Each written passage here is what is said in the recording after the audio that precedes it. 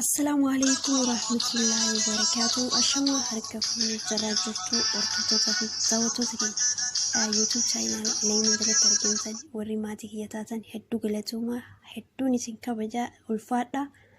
Warri maatii kiyyan ta'in koota maatii koota ishee like sangattuqa like tuqa ishee diimtuu afoo jirtu san immoo irra gadee jedhaati subscribe godha.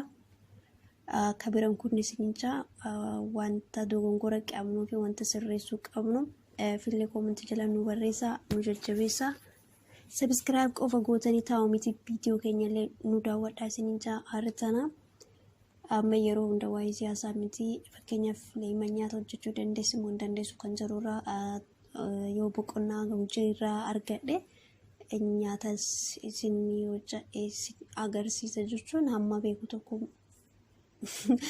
isinitti agarsiisuun barbaada. Kanaaf har'atana maal isinitti agarsiisuu barbaada seetanii fakkeenyaaf biyya alaa jirra waan ta'eef nuti yeroo baay'ee buddeen nu baay'ee waan nonni tokkodha.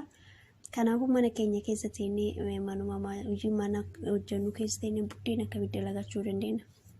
Fakkeenyaaf harceen biyya kana ni jira. Harcee adii sanni beektanii kan ambaashaa uumama daddalagnu sanniin jechuudha.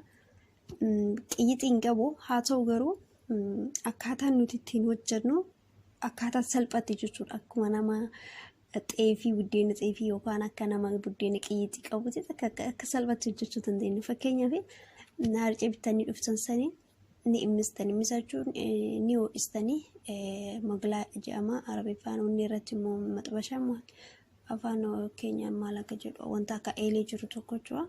Irra ho'istanii erga ho'istanii akkasumas jalaan gubanne ibidda jalaa qannastanii jechuudha gaazii.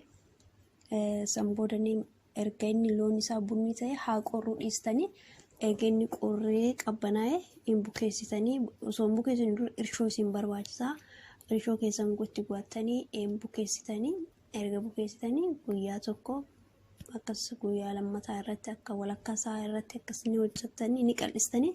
Erga qal'istanii amma tursiistanii inni isinii garagaruu eedanii inni dalaydan jechuudha. Gaafa dalaydan ijji isaa akkam akka bareedu urgaan isaa akkam namatti tolu nyaattu akka nama biyya kan kee jiru akka nama xeefii dalagate yookaan immoo akka buddeena qiyyixii dalagate namatti tola. Viidiyoo kana daawwadhaa. Waan viidiyoo kanarraa hafee Leeman akka nyaata dalaguu ni dandeessi keessattuu buddeenaaf hagamta akka mooyaa qabdi waan jedhu irratti wanti jalatti yaada keessan nu kenna.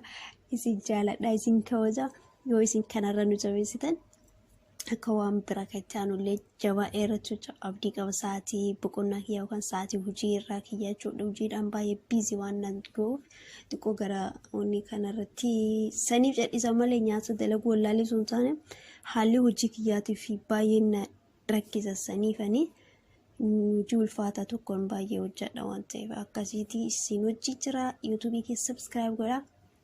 Waan sirreessuu qabnu waan isin hin ga'u qabnu comment jala nu barreessaa. Galatooma warri family keessan hedduun isin kabaja hedduun isin jaaladha.